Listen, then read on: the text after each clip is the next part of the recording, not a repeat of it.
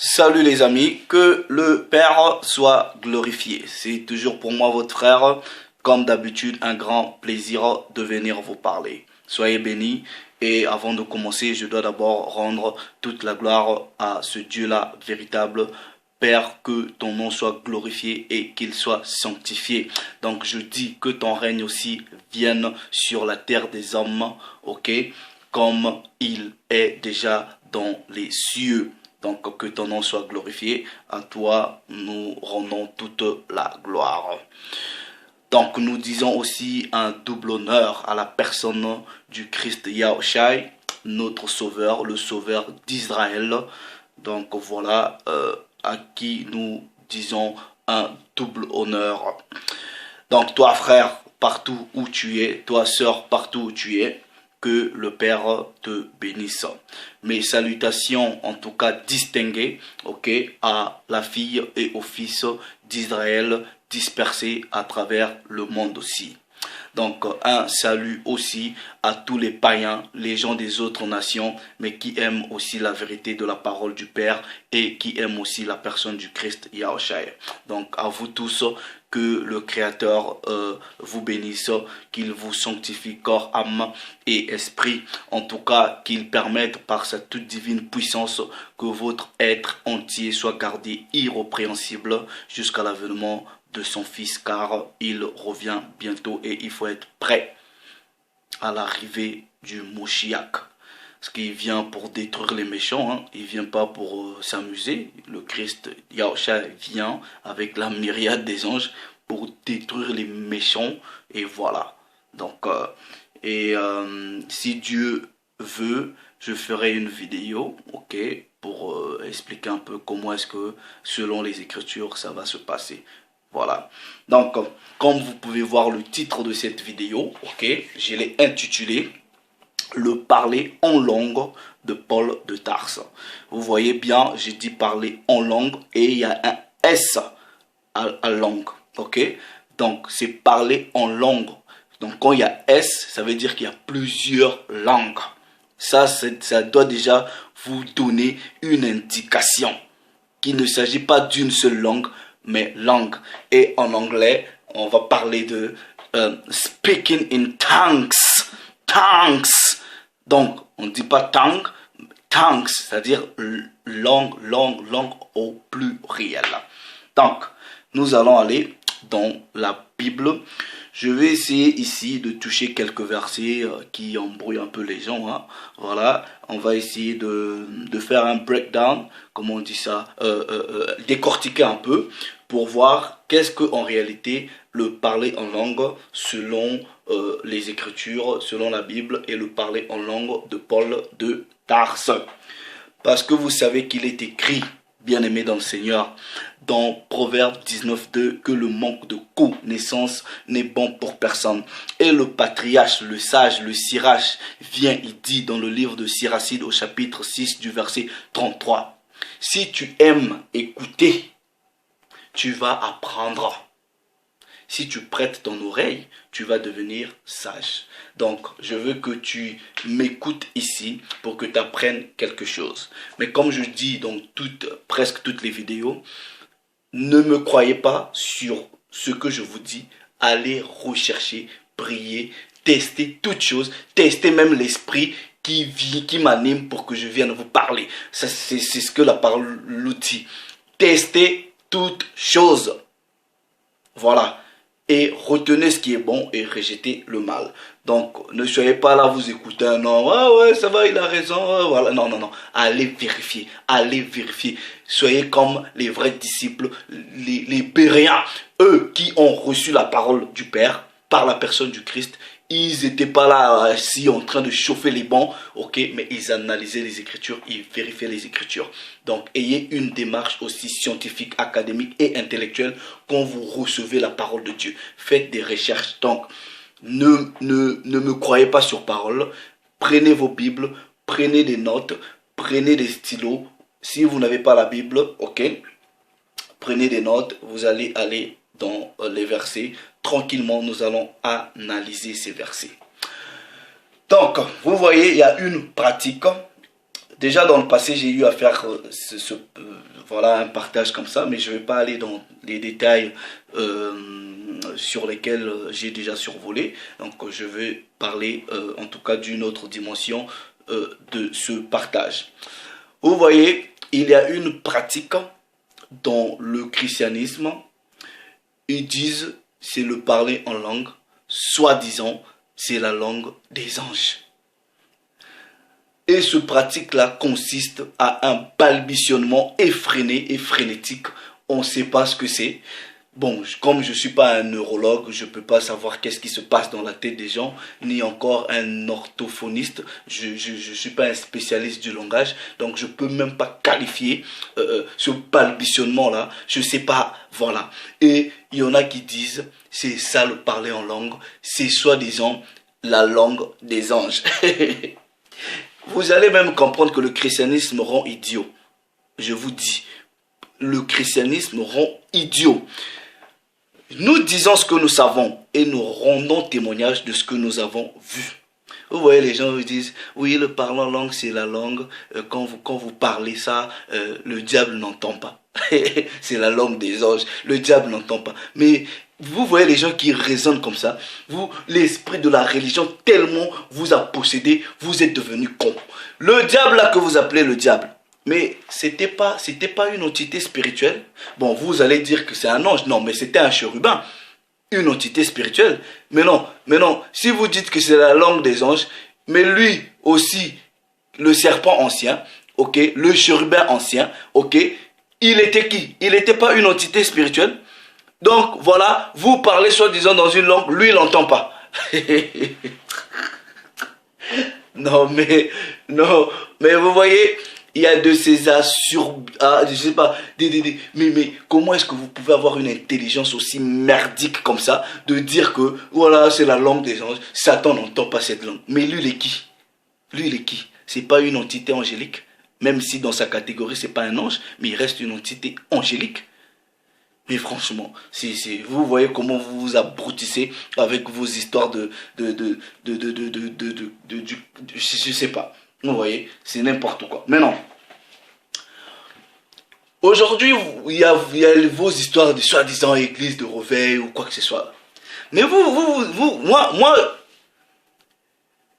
vous voyez, on dit, moi dans ma famille, on est catholique de génération en génération. Ok? Mais est-ce que vous avez déjà même vu les gens dans une église catholique parler en langue? Ça vous a jamais... Vous posez jamais des questions. Vous là, soi-disant, dans vos églises de réveil. Pourquoi dans l'église catholique, on parle... Vous avez déjà vu même un prêtre parler soi-disant en langue?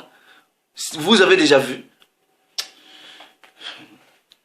Voilà, on va rentrer dans la parole du Père. Ok? On va rentrer dans la parole du Père. Ok? Comme je vous ai dit, il ne s'agit pas d'une langue, mais il s'agit de plusieurs langues. Et comme j'ai donné le titre, le parler en langue selon Paul de Tarse, je vais expliquer pourquoi je l'ai donné comme ça, comme titre. Donc la première écriture,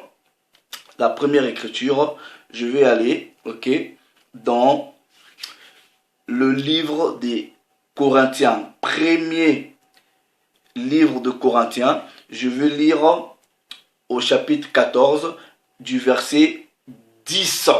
Ok? Il est écrit dans la version de la Bible Shuraki. Ok? Il est écrit, il y a dans le monde, je ne sais combien d'espèces de langage au pluriel. Et personne n'en est dépourvu. Bible second 21. Si nombreuses que puissent être les diverses, au pluriel, les diverses langues dans le monde, aucune d'entre elles n'est dépourvue de signification. Donc ça veut dire quoi? Toutes les langues du monde se comprennent. Si vous pouvez les apprendre, vous allez les comprendre. Donc il n'existe aucune langue sur la terre, ok, qui ne peut pas être comprise. Impossible. Et ça, c'est ce que la parole vous dit. Ok? je prends par exemple Bible du semeur, il existe dans le monde un grand nombre de langues différentes, dont aucune n'est dépourvue de sens. Bible, parole de vie, il y a beaucoup de langues différentes sur la terre et toutes veulent dire quelque chose. Vous savez pourquoi on dit que toutes les langues, ok, veulent dire quelque chose. Je prends même le verset 11, ok. Je prends le verset 11, ok. On dit, mais si je ne connais pas le sens de ce langage, je serai un barbare pour celui qui parle et il le sera pour moi. On va vous expliquer. Vous voyez dans la création, toute la race humaine n'avait qu'une seule langue. C'est bien écrit dans Genèse chapitre 11, verset 1. Ok? Et toute la terre avait une seule langue. Donc, si aujourd'hui je vais en Chine, ok, je ne suis pas né avec l'anglais ni le français. Bon, français encore, mais je ne suis pas né avec l'anglais. Je l'ai appris. Et l'anglais devient compréhensible, intelligible pour moi. Est-ce que vous comprenez? Mais non, on vous dit qu'il y a sur la surface de la terre plusieurs langues. Plusieurs langues. Ça, c'est Paul de Tarse qui vous le fait comprendre. Et ce Paul de Tarse là, ok, il vient, ok, regardez ce que lui-même il dit au verset 18, 1 Corinthiens chapitre 14, au verset 18, ok. Il vous fait comprendre que lui, il parle plusieurs langues. Plusieurs langues. Et on va vous donner quelles étaient les langues que Paul de Tarse parlait. Vous allez comprendre que quand même les premières personnes ont reçu le don du parler en langue, vous voyez dans l'acte des apôtres, mais les gens qui étaient là, ils comprenaient ce qu'ils disaient. Ils comprenaient, ils entendaient, ils comprenaient ce qu'ils disaient. Ok? Maintenant, quelles sont les langues que Paul parlait? Regardez, il dit au verset 18, version de la Bible de la liturgie, je parle en langue, au pluriel, plus que vous tous. Je parle en langue plus que vous tous et j'en rends grâce à Dieu. Il y avait une raison pourquoi Paul de Tarse disait qu'il parlait en langue plus que eux tous. Parce qu'il parlait plusieurs langues. Il était polyglotte. Il était polyglotte. Et c'est ça le parlant en langue. On va vous expliquer. Ok? Version de la Bible, second 21. Je remercie mon Dieu de ce que je parle en langue au pluriel, plus que vous. Bible des peuples, je rends grâce à Dieu que je parle en langue mieux que vous tous. Paul voulait tout simplement vous faire comprendre qu'il parlait plusieurs langues. Maintenant, vous voyez, selon les Écritures, il n'existe pas seulement une seule langue, ok, mais il y a plusieurs langues. Maintenant, comme aujourd'hui, je parle anglais, je comprends un peu l'espagnol, je parle le français, je parle mes langues locales, ok. Maintenant, je vous dis, si vous considérez votre balbutiement là comme étant soi-disant le parler en langue, mais vous devrez aussi nous dire c'est quoi le nom de cette langue là, puisqu'il y en a plusieurs et les langues ont des noms. Parce qu'il n'en existe pas. Parce qu'aujourd'hui, si je vous parle là, je vous parle en français, je veux parler à quelqu'un d'autre en anglais. Donc, ce que je pratique là, ça s'appelle le français. Si je pratique une autre langue, ça s'appellera l'anglais. Mais votre parler en langue là, donnez-moi le nom, puisqu'il y a plusieurs. Si vous dites que vous parlez soi-disant en langue spirituelle, dites-moi, parmi les langues spirituelles que je parle, parmi les langues spirituelles qu'il existe, moi je parle telle langue qui est spirituelle. Donnez-nous le nom. N'importe quoi.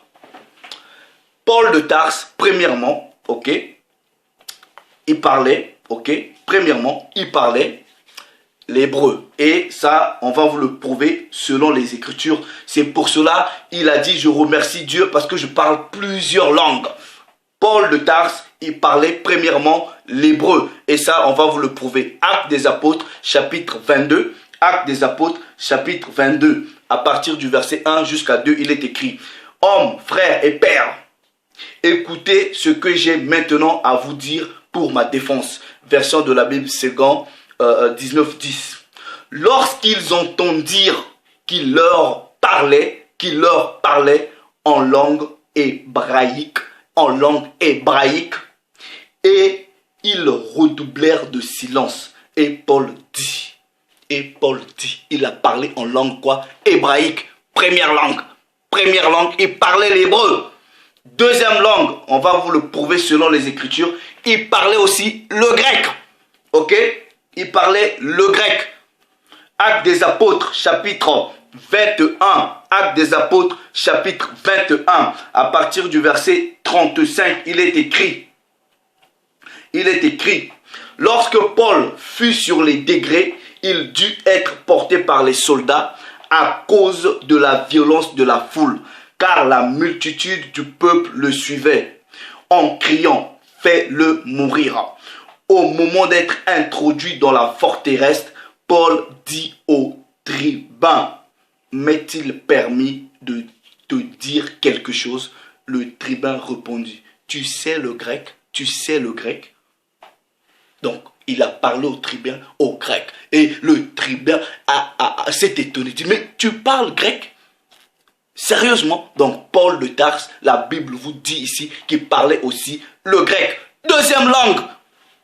Il parlait aussi le latin. On va vous le prouver selon les Écritures. Même livre des Actes des Apôtres, chapitre 22, ok, au verset... Attendez, chapitre 22, au verset 3.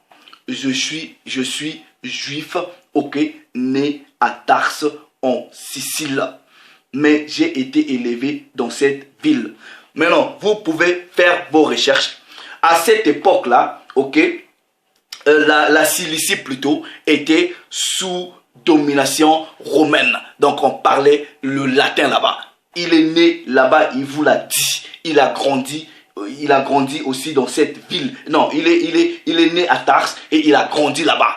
Il parlait aussi le latin. C'est pour cela il a dit, je bénis Dieu parce que je parle plusieurs langues. Et ça, c'est ce que les Écritures vous prouvent. Maintenant, vous voyez, il y a des gens qui disent, ouais, vous voyez, un jour, j'étais dans une église. Mais vous voyez, je sais pas. Vous voyez dans les choix disaient, on vous rend bête, on vous rend Tintin. Le mec qui vient, soi-disant il parle en langue. Et il y a un voyou qui vient, il dit, lui, il interprète. Vous voyez, quand vous lisez, vous prenez le temps de lire la Bible, vous voyez vos charlatans là, soi-disant vos pasteurs, c'est plus facile pour vous de les attraper. Le mec qui vient, il fait son balbutiement et il y a un voyou qui vient, il dit, il interprète. Maintenant, dans son interprétation, l'interprétation du voyou là, parce que je l'appelle un voyou, il dit que ouais, Dieu est en train de nous parler au travers du frère. C'est là que j'avais compris que ces gens-là, c'est des aventuriers. Ok? Premièrement, la langue que ce monsieur-là, ce voyou-là aussi parlait, n'avait rien d'incompréhensible. Ok?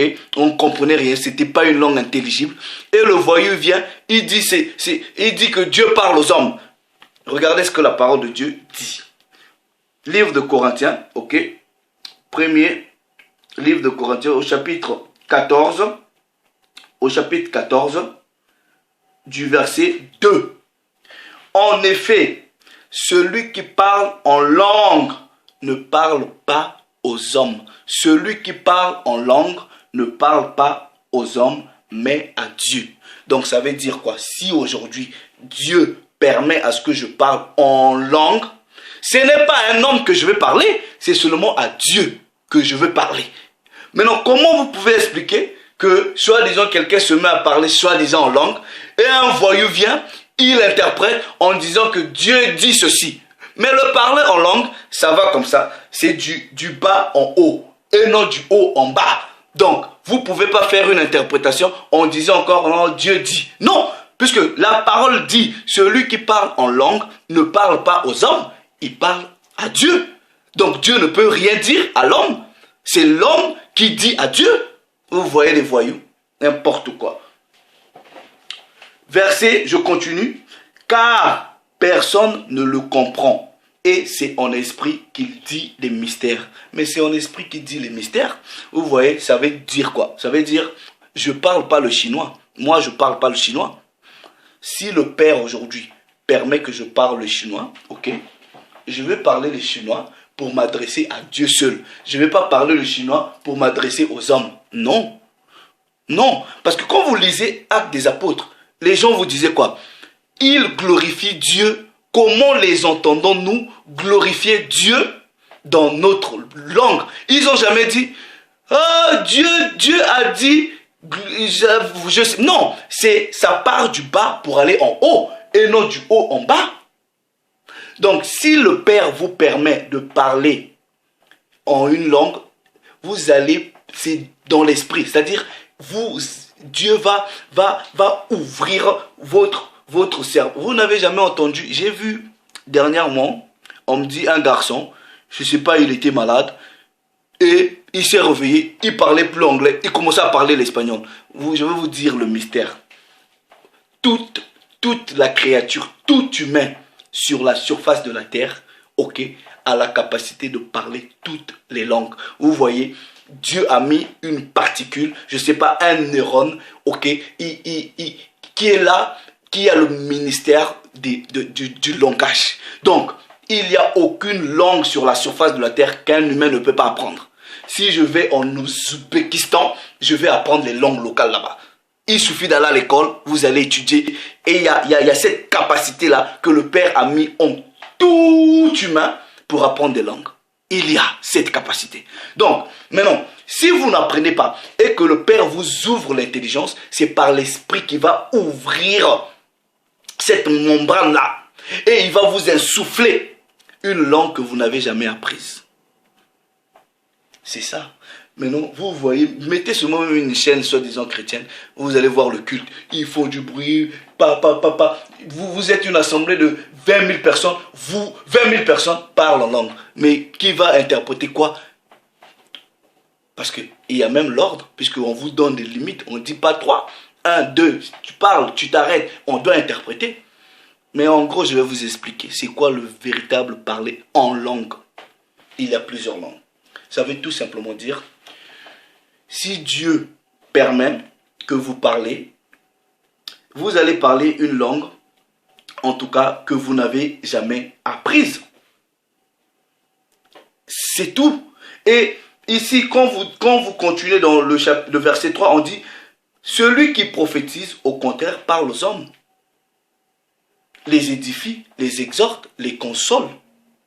Ça veut tout simplement dire, si je ramène, je dis, je viens avec la prophétie. La prophétie peut être la parole, une prédication, voilà, c'est un message, je vous édifie. Mais quand Dieu me permet que je parle en chinois, c'est mon esprit seul qui s'édifie. Et moi-même, je ne suis pas conscient que je suis en train de parler le chinois. Je glorifierai Dieu dans la langue chinoise sans l'avoir apprise. Et ce n'est que Dieu seul qui peut me comprendre, puisque les frères qui sont là, ils ne comprennent pas le chinois, à moins que maintenant, qu'il y ait un frère qui parle le chinois, qui puisse dire, oui, le frère est en train de glorifier Dieu